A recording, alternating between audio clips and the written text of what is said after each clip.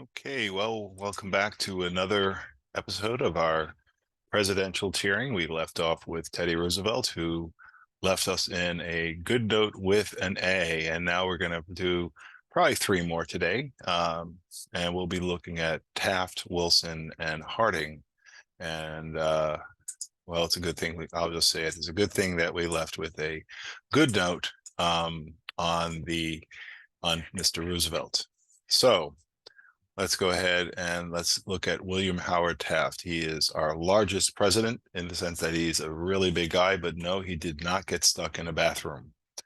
So we had mentioned the tariffs that had been put on by in the McKinley administration, the Dingley tariff, and these come to an end under under Taft. He lowers the taxes and lowers tariffs, removes the tariffs.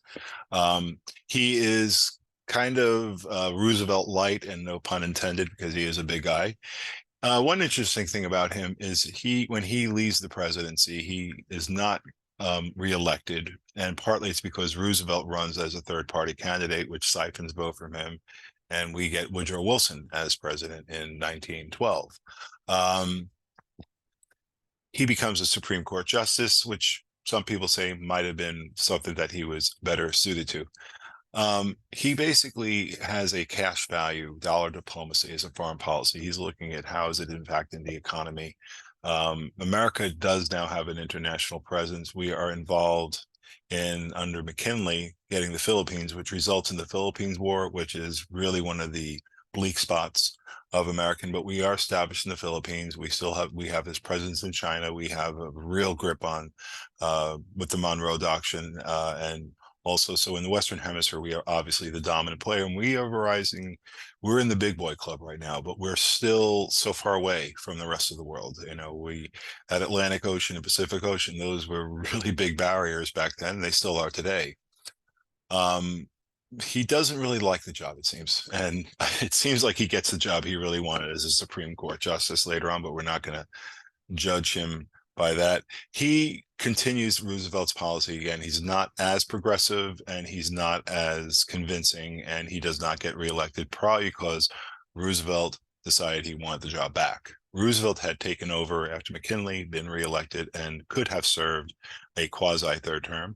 But he is not put in office the next in the 1908 election, but he does run in 1912 and loses.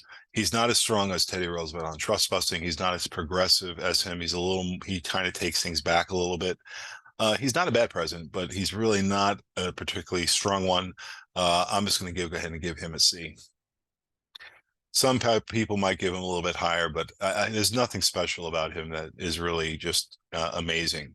Now we go to Woodrow Wilson, and I'm going to probably catch some flack from this because I do not consider him a top-tier president. I consider him a rather poor president, actually, and I'll give you my reasons why. I know there are arguments to be made in favor of him being considered one of an A-level president. I don't see that, but I don't see him as an F, as some people do see them. I think F is too severe. All right, one thing that this guy's presidency, and it sticks out, and you can't, even within the historical context of the time, which is not, it's mixed. You have Jim Crow in the South. This guy is from Virginia. He becomes a college president of Princeton in New Jersey, and then he becomes governor of New Jersey. So he's mixed. He's Southern in roots, but he's Northern in a lot of his experiences. He is probably the most racist president in the United States history, and bar none. No, and I'm talking even, the thing is, what he does is during the antebellum period, you have some presidents who were enforcing slavery, which was the status quo at the time. And I'm not saying they're right, they're wrong. Okay, morally, from a moral speaking, let's just go on the record and say slavery is evil, and period. The situation, though, is that you have people that are taking a pre-existing conditions and they're trying to figure out how this works. This is the law, and how do we work in a nation, work out this problem? What Wilson does, we have moved past slavery to an extent. There's still horrible things going on with Jim Crow in the South. This guy makes this guy makes racism his policy in so many ways, and it has lasting impact on society. He makes it impossible for African Americans to get any kind of a federal job. They are thrown out of federal service. He is very critical in World War I of General Pershing because of his wanting to use,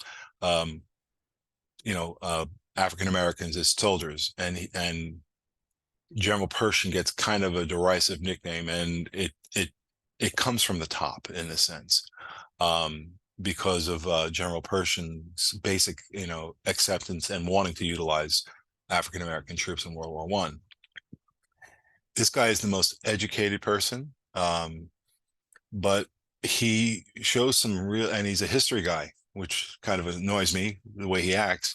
This guy shows the movie Birth of a Nation in the White House with people, his cabinet and others. And again, this is, the Ku Klux Klan. He is saying how this is right and good, and he's very much in favor of this thing. This is and it affects his policy. He takes race relations that are mixed at best. You have people fleeing Jim Crow South and moving to the North and scrabbling, but trying to get engaged in the process. And one big area of employment, obviously, always is to work for the government, because of the availability of the job, and the idea is that it's the bias might not be there because it goes through a process. Well, he makes it impossible to have that job, and just the tone is setting him in a bad way. Now, World War I, we are pulled into the war, and it's not because of the sinking of Lusitania, but there's a lot going on. It's because of the Zimmerman note, but there's a lot going on in World War I. We had declared that we were neutral. We were acting in no way as a neutral nation in World War I. And I'm not trying to be critical. I'm an American. I'm a veteran. My son's a veteran. I had uncles, 5 uncles who served in World War II. So it's not that I'm being here, but we had absolutely no business sending the amount of boats that we were here, because basically Britain had blockaded Germany, so we couldn't get to Germany. So we needed a place, and there was a big market for American weapons and other things to support the war. We can't get them. If we had tried to get them to Germany, our boats would have been sunk. Well, the Germans didn't have a large enough navy to do a blockade of Great Britain. So what they did is they put a submarine net around Britain. They said, you may not pass here. We disregarded, and we were trading a tremendous amount of armaments to Great Britain in violation, of the whole idea of being neutral. And it was one-sided. The Lusitania sunk. I'm not justifying the action. I'm just trying to say that from historical points of view, you look at this and you say, both hands have some dirt on their fingers in this one. We certainly have some dirt. The Zimmerman note, while is authenticated, there's absolutely no way that Germany could have fulfilled their promise to assist Mexico in a chance. The whole night is that if the Zimmerman note in summary is this: if the United States joins the war against us, will you support us and join our side? And if you do, we will get back the territories seized by the United States during the Mexican War and other times, Texas, New Mexico, various states in the Southwest territories. Will support your efforts and help you get them back. There's no way the Germans can get to the United States because they're blockaded by the greatest Navy in the world, the British Navy. And the British Navy, even though they had not done well at Jutland, were firmly in control of the waterways. So it's a threat if you look at it, if this can happen, but that couldn't happen. We also had a vastly improved Navy and probably could have taken on the German Navy, even without Britain blockading them. If Germany couldn't break the blockade, there's no way they're going to be able to get their troops here. So the threat is, yes, it's a dumb move by the German foreign minister, but is it really an existential threat? And we were about as neutral as someone who is not taking the field but rooting for the club and giving all they can. And we were giving a lot of aid and assistance to them. So we weren't neutral, and Wilson knew it. This was very, again,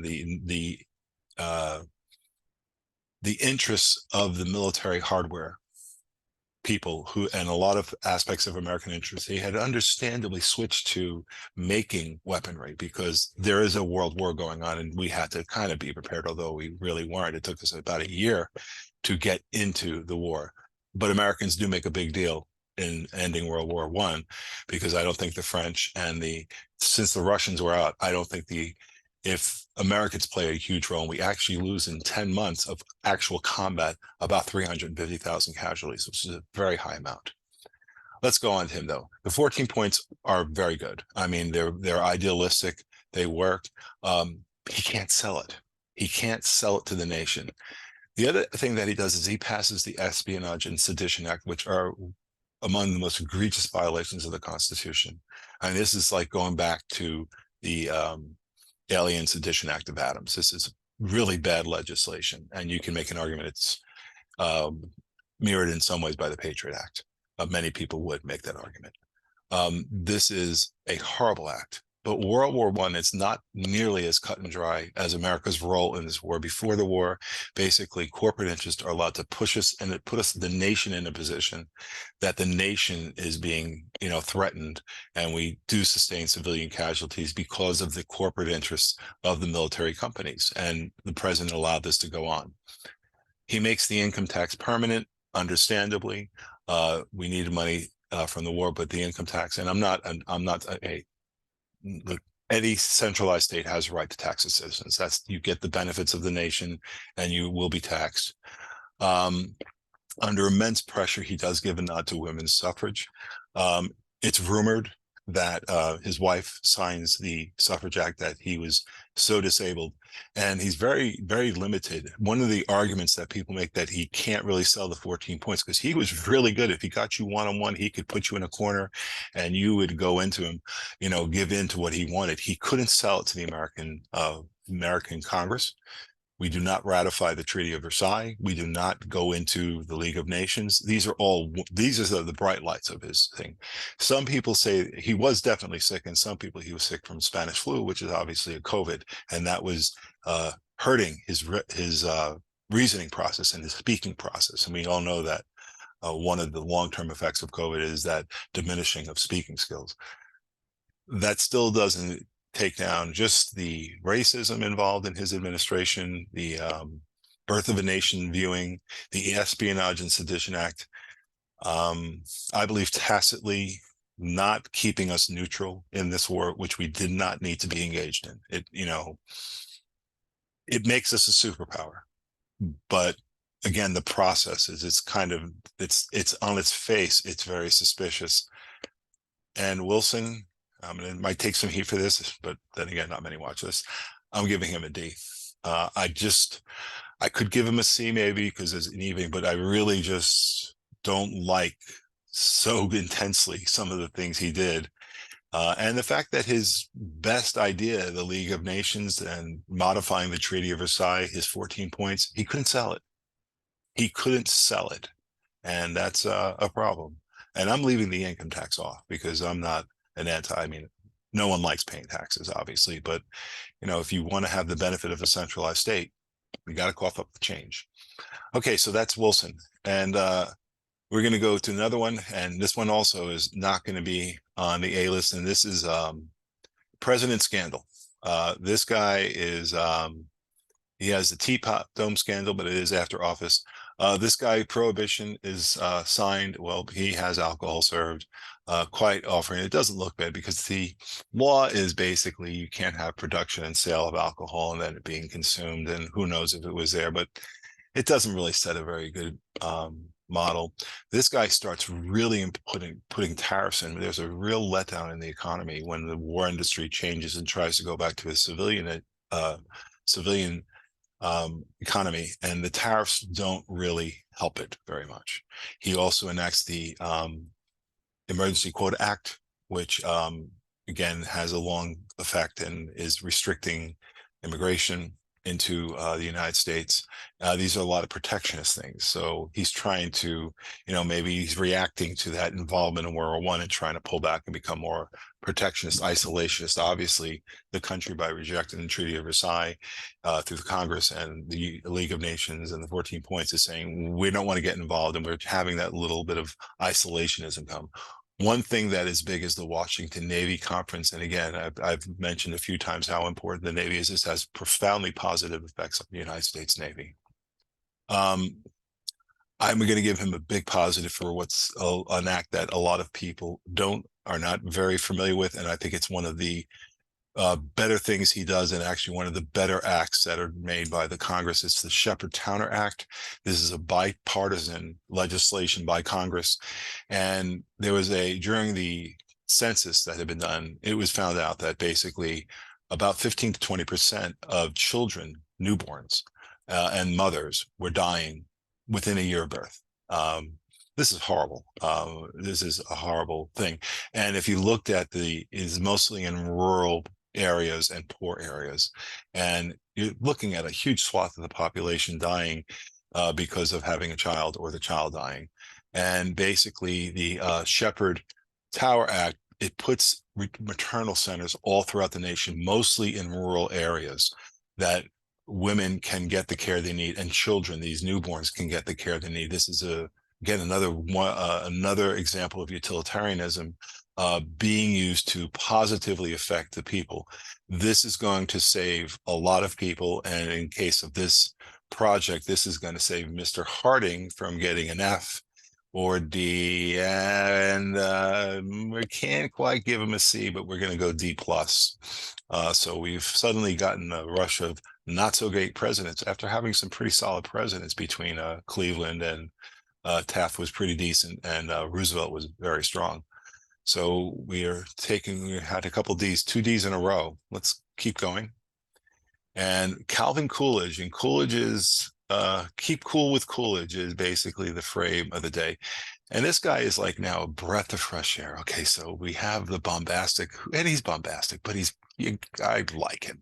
Roosevelt, who's very effective. And then you have Wilson, who is this kind of obsequious academic. I'm an academic. I have a doctorate, but he's the racism and the cynicism and the bullying and the tone of his. And then you have this guy Harding, who is a snake oil salesman in a lot of ways.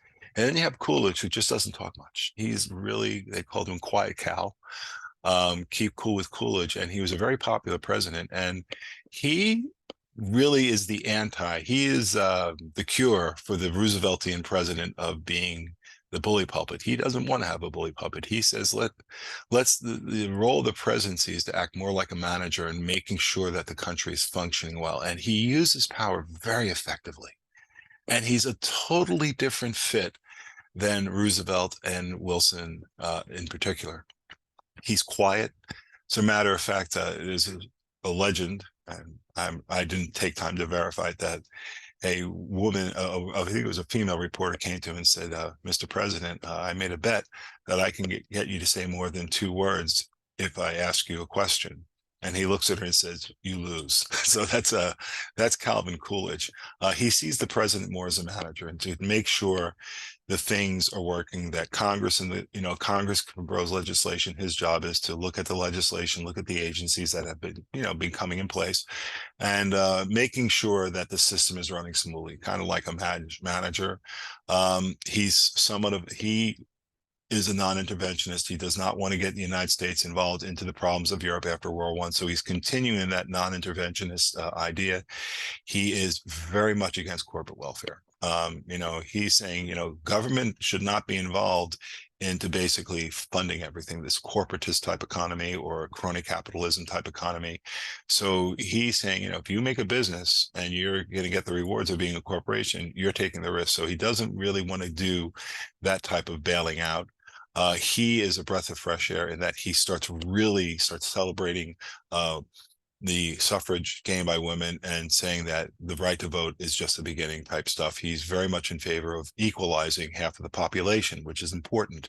He also is using, when he does speak, he talks more about racial equality and ending the Jim Crowism, the lynchings that are going on in the South. So he's very progressive in that way. He brings spending down, and he brings down World War I, the economy had obviously become bloated because of wartime economy. He cuts the federal budget in certain areas and kind of gets the country back on more of a sounder economic spending. He lowers taxes.